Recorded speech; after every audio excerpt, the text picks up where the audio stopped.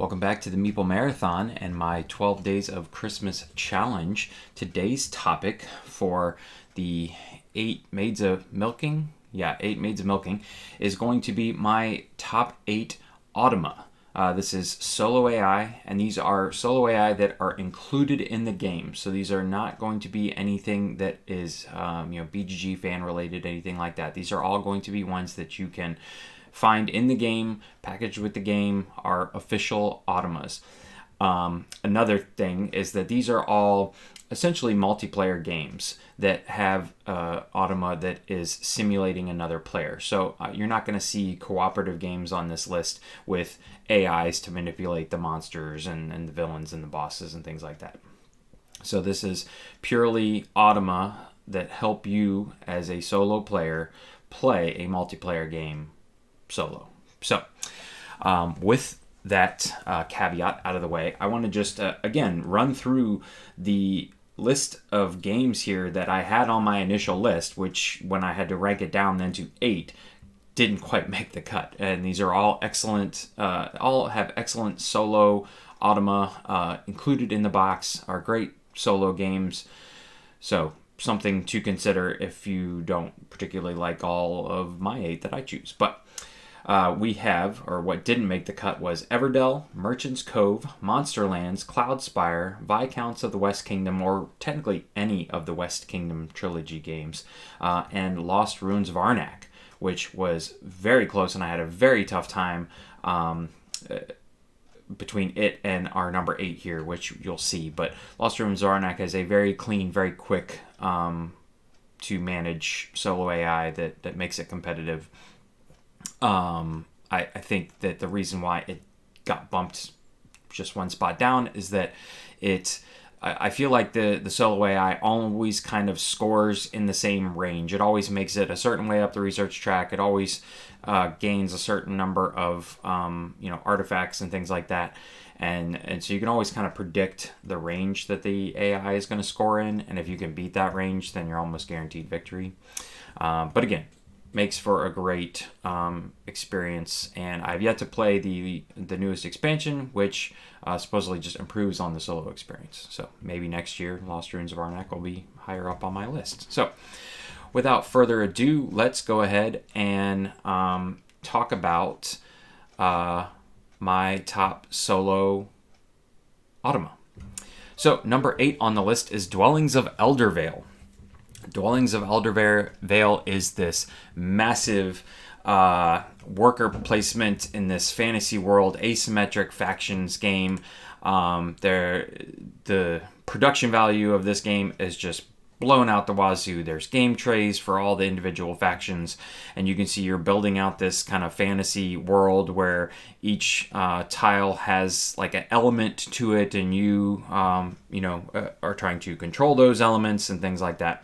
Well, the solo AI, let's see if I can find a picture here of it on BGG, is essentially like the ghosts. Here's kind of a picture of it. They play the undead. And so they are going to be placing workers out. They're going to be getting in your way. They're going to be battling against you. And I think what makes this solo AI not necessarily unique, but it works well for this instance is you can see how here the Meeples, where you're just basically using some other color factions, Meeples, are placed out here, but you're rolling a die. And that die is going to signify which card then. You can see 1, 2, and 3 is going to take that first card. 4 and 5 is going to take that next card. And 6 is going to take the third card. That's going to present the action that it's going to take. And then you're going to look above to take, if you're placing a worker, you're going to place the one above it from left to right. And as those workers start to come off their board, it increases the likelihood that the solo AI, the underworld faction, is going to then retreat and bring their workers back. And that's part of the whole strategy of the game, because Dwellings of Eldervale, you get certain things when you put your workers out, but then a lot of stuff happens. Your engine is fired off when you bring your workers back. So that's a huge aspect of the game, is when are they going to clear their workers off, clear up the space. Do you want to be around? Do you want to be out of the way? Are you looking for a certain space that you can go to without starting a fight? And then there's also this watcher person that basically follows you around. And so even like you can see in this second card here, it shows a picture of a hex with that kind of horned triangle head symbol. That's the watcher. And so it's telling you you're going to put it here. So it's very specific, because it gives very clear directions as to where you want to be placing these workers, and it just works really well for a worker placement style game of there being a lot of variability, but just for what Dwellings of Eldervale is asking you to do, it simulates an AI very well. So that's why it's my number 8 on the list. All right, moving on to number 7 is Star Wars Outer Rim. This one probably got a little bit of a bump due to its theme. Again, if you're not aware, I'm a huge Star Wars fan. Here you can see the AI turn decks, and that's essentially all you're doing is flipping over a card, and you're going from top to bottom, going through the various phases. But they give you a great set of like 3 choices, and almost always one of those choices is going to be available. You do the the prepare planning step, you do the activation step, the encounter step, and it just works really well simulating another opponent. And if you're not familiar with Star Wars Outer Rim, it basically, you have this big arcing semicircle board, which you're kind of traveling back and forth along the arc, and you're doing various things that a smuggler would do. Han Solo would do before he got caught up with Princess Leia and Luke Skywalker. You're picking up bounties and hunting people down. You're picking up goods and trying to transport them. Sometimes those goods are illegal. Sometimes they're not. You're trying to modify your ship. You're trying to upgrade yourself in a way. Pick up allies and people to help you on your missions. You're upgrading your ship. Period. Everybody starts with a base. So there's so much going on. It's like this sandbox world of what a bounty hunter would do, and it's a lot of fun if you're a Star Wars fan. And really, just I feel like the cards are very simple to just read through down the instructions and follow those instructions. There's not even like a huge ton of symbols you need to learn. And it just basically moves that solo AI person around. You can still have conflicts with the solo AI. You can still like run into them and battle with them, which is a strategy you need sometimes because it'll slow them down. You can also be keeping an eye on the market to make sure they're not going to get a bounty or a goods that they want to transport and smuggle in that's close to them. You can almost try and manipulate the market so they have to go really far around the arc from one end to the other, and you stay kind of close by. So it just works really well at the end of the day, in my opinion. And they are coming out with an expansion in 2022, which I'm not sure whether they are planning on expounding on the AI or not.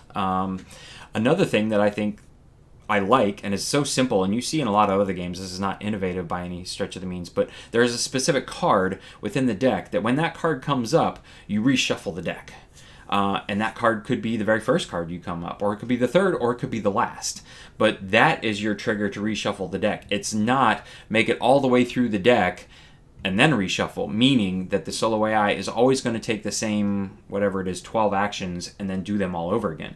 I really like that simple aspect. It's literally just a line of text or a symbol on a card, one of the solo AI cards, that forces you to reshuffle the deck and changes up. You're not quite sure what the solo AI is going to do next. But it's a very charming game, and I really like to play this one solo because I can just sit down and sometimes the multiplayer game, there's a little bit of take that. Sometimes you have to like go after somebody if they've got an ally on your ship and you now have the bounty for them. You have to go track them down, defeat them in space or on a planet, and then steal their ally. Or sometimes you guys are racing for the same goods, things like that, or you can send the patrols out against people. So there's a little bit of take that in the game, and all that goes away when you're playing against the solo AI because you don't feel bad about going after the solo AI. So that is my number 7, Star Wars Outer Rim. All right, up next is one that I'm sure you've heard a lot of people talk about. This is a great multiplayer game, but this is also a great game to play solo because of the solo Automa. I'm going to see here. Here's just a picture of like all the massive amount of stuff you can get in the box. It's got this huge board. It's somewhat area control, but it's also like engine building, resource management. There's multiple paths to victory. And I want to see if I can find a picture of the cards, because we're going to see these similar type of cards come up again, because the creator of the solo Automa for this game is called the Automa Factory. And this is a company that has specialized themselves in coming up with the Automa for games. And really, they have figured it out. They are excellent at establishing Automa for games and adding it on, and it doesn't feel tacked on because these people are specializing in that. This is not the game designer coming up with and tacking on a solo AI. This is an entirely different company that is then being given the game, in production or after production, whatever it may be, but says, here's the game, here's how it plays multiplayer, can you please come up with a solo AI for it?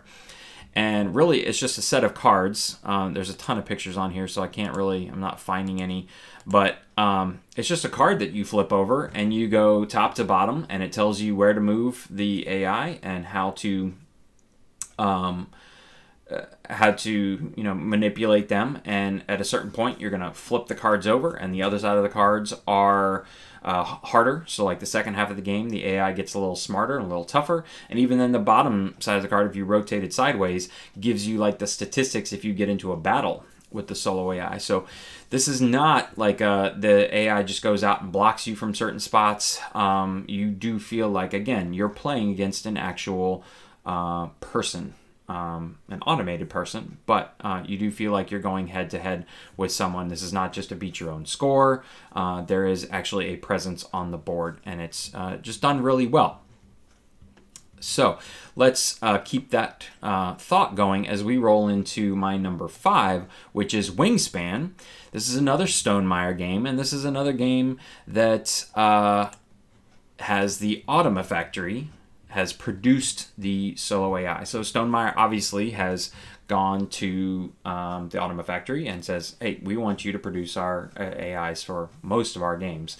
I don't know if they've done them for all of them, but here you can see this is not a very good card because this is the Audubon Society one, and this is the card that you pull out whether you want to make the game difficult or not. But essentially, it's telling you in each round what you're doing. And there's some symbols you have to learn, but other than that, it works very fast. There's even like these companion cards that you put out next to your solo AI deck as you're flipping over. They're entirely not necessary, but it's pointing you to the right row, so you're always picking from the correct round you're supposed to be picking from.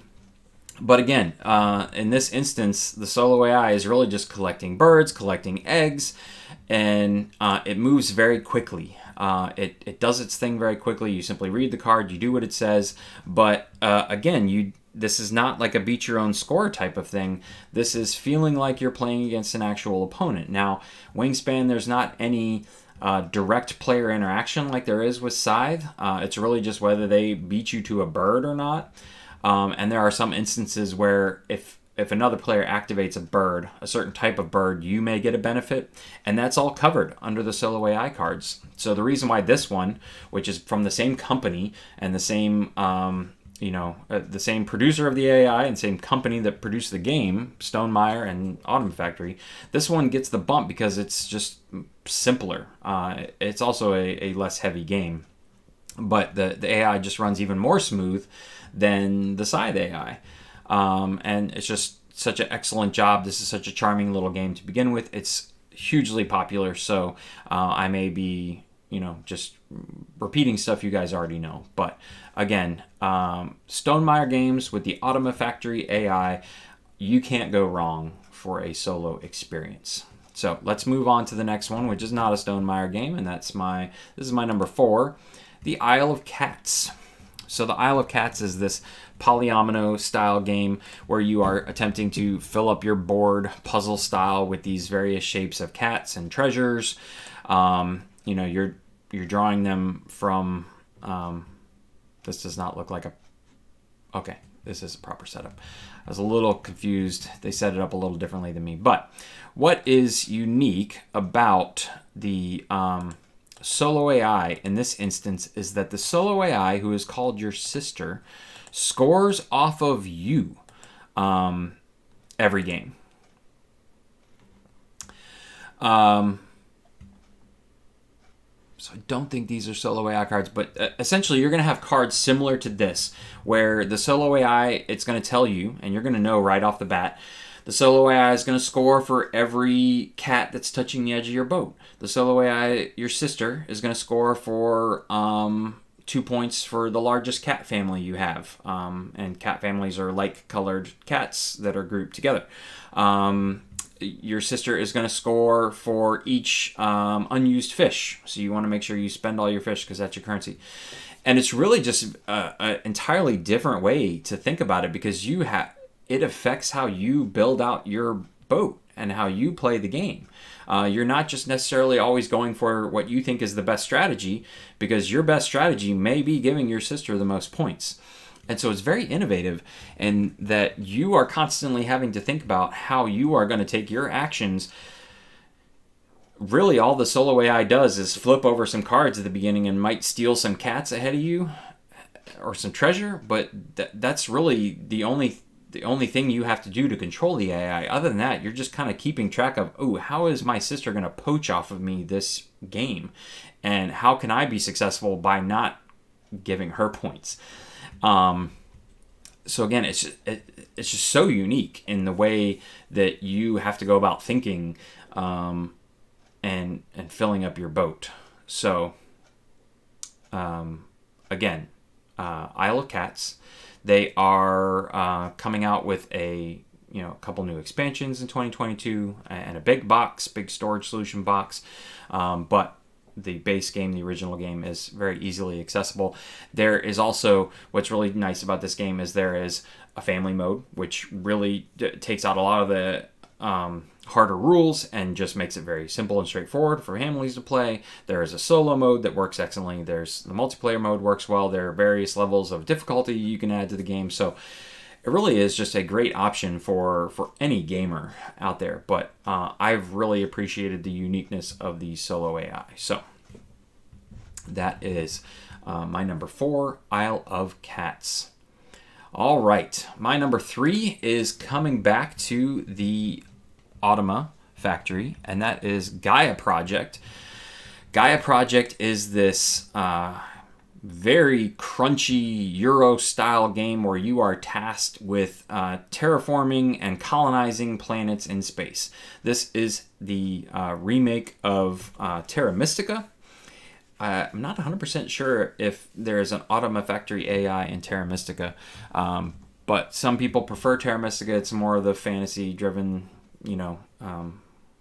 cultivating the land for you and whatnot. This one is just in space. It's really the same game, just rethemed and a little cleaner, in my opinion, and my preferred theme. But so it's this very crunchy game where there's engine building and research tracks and things like that you're going on, and there's so many decisions you are having to make on a regular basis.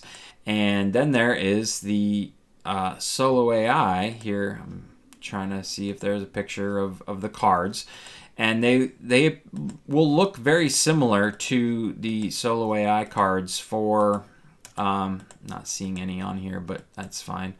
They're going to look very similar to the ones for Wingspan and Side, except this one utilizes 2 cards, and this setup of utilizing 2 cards together has been used in other games. I don't know if this was the first one to do it or not, but like Merchant's Cove utilizes this aspect where you're going to use the left side of the right card and the right side of the left card, and when you push them together, you just focus on the middle. But it's giving you all the information that you need to take a complete and sensible action for the solo AI. You're basically going through down the steps and, it wants to colonize. So where does it want to colonize? How far away can it go? What's its reach this turn? Which building does it want to prioritize? All that information is right there on the cards. So there is some symbology that you need to learn. And there is some rules for, what happens if, the solo AI runs into this scenario. So there is a learning curve with this. Gaia Project is not a super easy game to learn. Like I said, it's a very heavy Euro, very crunchy game. But the solo AI is done really well because it provides you with someone to go up against their, you can see out here, there's going to be little buildings on the board of various colors, your buildings versus their buildings. So they're going to be getting in your way. They're going to be jumping up the research track and beating you to bonuses and things like that. And, scoring on end of round bonuses and everything else. So I'm curious as to what this picture is showing. Okay, an insert for the game. And really, it's just, again, it's done really well. The Automa factory specializes in, producing these AIs for the games. And again, they just have knocked it out of the park. And I believe they did Gaia Project before they did Wingspan. I'm not sure where they fell in line with when they did Scythe. But again, it's just a really well-run, well-managed. You feel like you're playing against someone else, solo AI for a very crunchy Euro. So if you're interested in a crunchy Euro, something that's very heavy, space theme, with a great solo AI, this could be your game. Or it could be this next one, which is Anachrony. And what I've shown you here is Anachrony Fractures of Time, because this is the expansion that if you're going to be playing primarily solo, you want to focus on. The original Anachrony came with a solo AI called the Chronobot.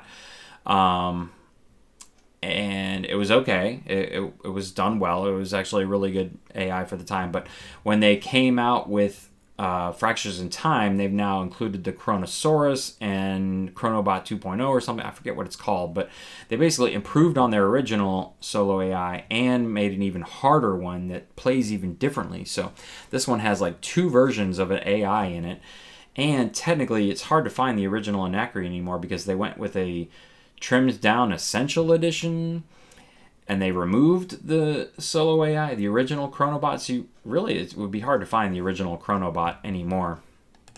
But Anachrony is another heavy Euro game. There's like time travel involved, exosuits where you have to get in an exosuit to go out and gain your resources. Is again similar to Gaia Project. There is asymmetrical factions that you are managing. Here's a picture of some of the exosuits. These come in the Fractures in Time. So if you're going to be playing this game primarily solo, this is a great expansion to pick up because you get your one set of miniatures that you can use, and if you're always playing solo, that's all you need. You don't need the whole set of exosuit miniatures. Granted, they're always going to be purple, but I can get over that and paint them like this guy did, and then it doesn't even matter.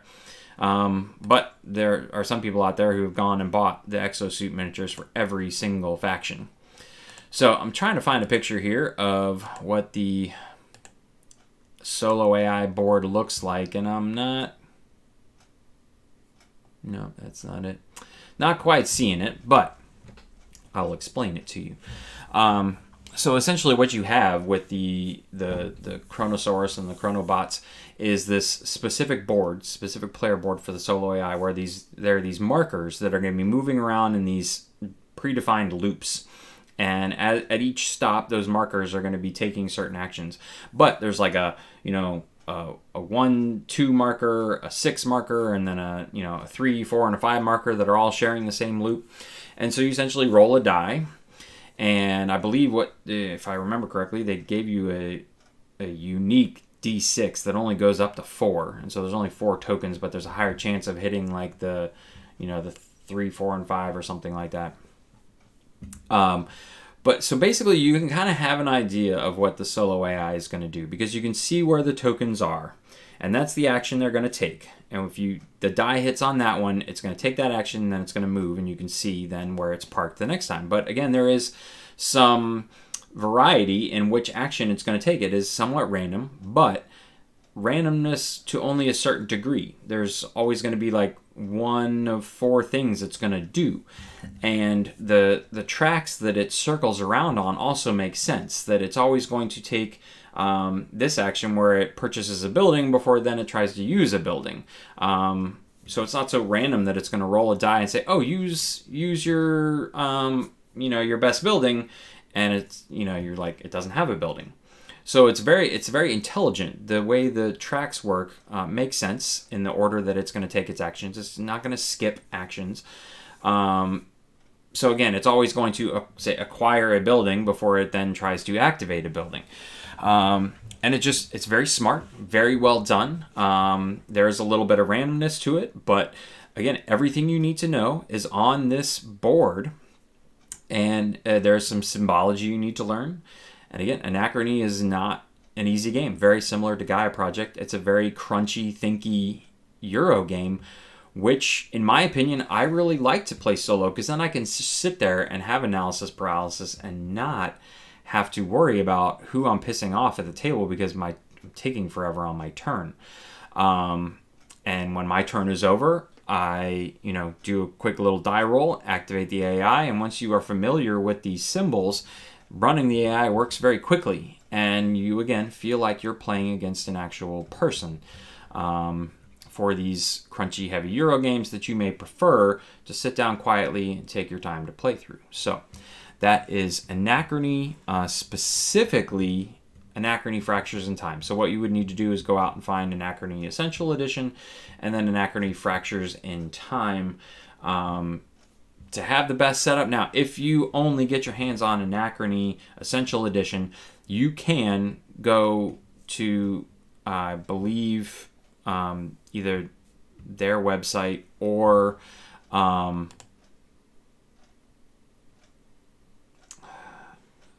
mine. I can't remember if it's on BGG or not, but I'm almost certain it's on Mindclash's website, where you can do a free print and play of the original Chronobot. I have considered doing it just to see what it's like. So there is a way to play solo with just getting the Anachrony Essential Edition. You're just going to need to do some print and play stuff. It'd be really nice if they put this all into an app, but we'll see. So that was my number 2. My number 1 solo AI is Great Western Trail, specifically 2nd edition, because what they did in 2nd edition was took a user-created BGG fan solo AI variant, and they worked with that person and made it official for the 2nd edition. So, I really like that story, and I really like that they kept it, for the most part, the same. So, if you have not heard me speak about Great Western Trail before, it is another Euro-style game where it's this, like, action selection game. Essentially, you're basically choosing how far along the trail you want to move, and then you take the action of the location that you've moved to. But as the game goes on, more and more locations get added to the trail, giving you more choices, but also more obstacles because your opponent's locations are not as friendly to you. So taking you longer to get up the trail to Kansas City, and through all that, you're doing this deck building thing where you're trying to optimize your deck of cattle cards before you get to Kansas City when you turn them in. And I mean, that's the game in general. What the solo AI does for you is simulates a person beautifully. Let me see if I can find a picture of... Nope, that's a regular board. Oh, look at that. Look at those little cute meeples, cowboy meeples, huh? What this solo AI does is really, out of all of these, simulates an actual person the best that you see moving along the trail, that's placing buildings out.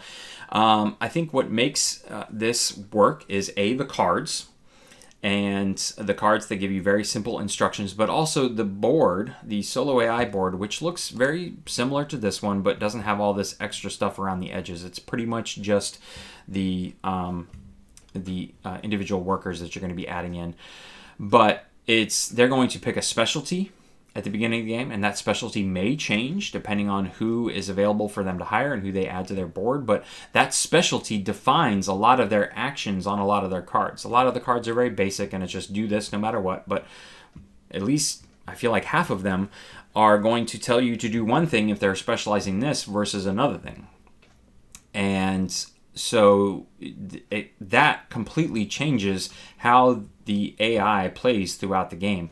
If I had, and I've mentioned this before, one complaint, and here you can see very off to the side, this is the solo AI board and a solo AI card example.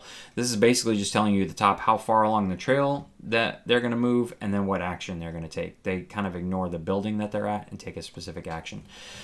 And so with that being said, my only real issue with the solo AI cards is that they have not implemented something similar to what Outer Rim does. Star Wars Outer Rim, remember, has that just single line of text at the bottom of one card that says, take all the cards from the discard pile and shuffle them back up and create a new draw pile. I wish Great Western Trail did this. Because you know for a fact that the AI is going to take, X number of try to gain cattle actions, X number of build actions, X number of move the train actions, because they're going to go through their deck completely every single time, then reshuffle it and go through it again. Now, obviously, you can change the way, how long it takes, you can change. You can affect where they go on the trail. You can affect what buildings they land on. And again, their specialty, which can change every game and even within game, is going to change the actions that they take and how big of an action they take. So again, it still works really well. I just wish that there was that one aspect in the game that randomized it a little bit more. So I don't necessarily know, I've seen all these other cards. I pretty much know what the last two cards are going to be. If you play enough, you can kind of know what's coming. So that's my only gripe. Other than that, Great Western Trail truly simulates playing against another person so well that I find myself, and if you watch me play solo, you will hear me say it, talking to the solo AI, calling him a jerk, chastising him for the choices he's making, and, just in any other game, I might occasionally do it, but more often than not, in Great Western Trail 2nd Edition, when I am playing solo, I start talking to this imaginary person that I'm playing against. And I consider that a great job well done by the creator of the solo variant, who then worked with the company to create it and make it official. Because it really is just so well done. Simulating an actual player. And this is another heavy Euro. And I think that's where, these things work the best, because there are a lot of rules, and so they're going to add a lot of rules to the AI, and so you got to be prepared for learning a lot of rules, but you also got to be prepared to be okay with that. So, again, I'm very big on Great Western Trail. 2nd edition. You could purchase the 1st edition and just go download what you need from BGG and print and play the cards. But again, the 1st edition is going to be harder and harder to find soon. The 2nd edition is almost exactly the same. They took out some politically incorrect stuff and changed like one or two things, added a few extra tokens, gave you dual layer player boards. So it's like, why would you not get the dual layer player boards? Gave you little cowboy hats for the meeples. There's really no reason anymore, in my opinion, to buy the 1st edition. But if you already have the 1st edition, you don't really need to go out and buy the 2nd edition. So anyways, that is my number one official solo Automa, and that's for Great Western Trail. Lonely Are the Brave is the official name of the solo variant. It's the only one here that I know of that has an official name.